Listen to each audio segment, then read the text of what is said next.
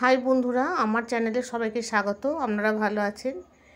আজকে কুমড়োর একটা রেসিপি করে দেখাবো, কাঁচা কুমড়ো। তার জন্য কাঁচা কুমড়ো নিয়েছি কিছুটা, সেটাকে ভালো করে খোসা ছাড়াবো। খোসা খুব মাঝারি সব খোসা থাকবে না, কিছু কিছু খোসা থাকবে। বন্ধুরা, আপনারা তো বাড়িতে অনেক রকম কুমড়ো তরকারি করেন, এটা করে দেখবেন কতটা সুস্বাদু। এর জন্য কুমড়োগুলো ছোটো ছোটো কেটে নিয়েছি, আলুও কেটে নিয়েছি, তারপর ভালো করে ধুয়ে জল ঝরিয়ে নিয়েছি। কড়াইতে সরিষার তেল দিয়েছি, আর সরিষার তেলে হবে। তেল গরম হয়ে গেলে 1 চামচ গোটা জিরা আর একটা শুকনো লঙ্কা ফোড়ন দিলাম। ফোড়নটা হয়ে গেলে পরে 4-5টা রসুন থেতো করে দিয়ে দেব।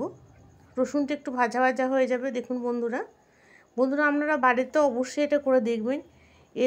এটা এত সুন্দর মজাদার খেতে আর এত সুস্বাদু যে রুটি, পরোটা, লুচি সঙ্গে আর কিছুই লাগবে না, এই তরকারিতেই হয়ে যাবে। এবার কুমড়োগুলো আলুগুলো ছেড়ে দেবো, দিয়ে ভালো করে নাড়বো একটু। বন্ধুরা, আপনারা বাড়িতে অবশ্যই করবেন এটা। এই নাড়াচাড়া করার পর অল্প একটু হিং দেবো, 1/2 চামচের থেকে অল্প একটু হিং দিচ্ছি। হিং দেওয়ার পর হলুদ দেবো 1 চামচ, 1 চামচ জিরা দেবো, জিরা গুঁড়ো 1 চামচ, 1/2 চামচের মতো নুন, 1/2 চামচের থেকে কম মিষ্টি, আর শুকনো কাশ্মীরি লঙ্কা গুঁড়ো দেবো। দিয়ে ভালো করে নাড়াচাড়া করব, করে একটু ঢাকা দেবো ওটাকে সিদ্ধ হওয়ার জন্য।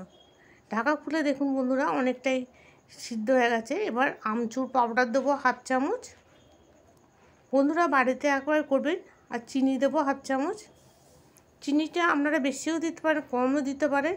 আর ধনে পাতা দিয়ে নাড়াচাড়া করে আবার একবার ঢেকে দেবো। দেখুন বন্ধুরা, হয়ে গেছে। এবার কাঁচা লঙ্কা দেব, আর একটু ধনে পাতা দিয়ে নেড়ে চেড়ে ওটাকে নামিয়ে নেব। কত সুন্দর হয়ে গেছে দেখুন বন্ধুরা।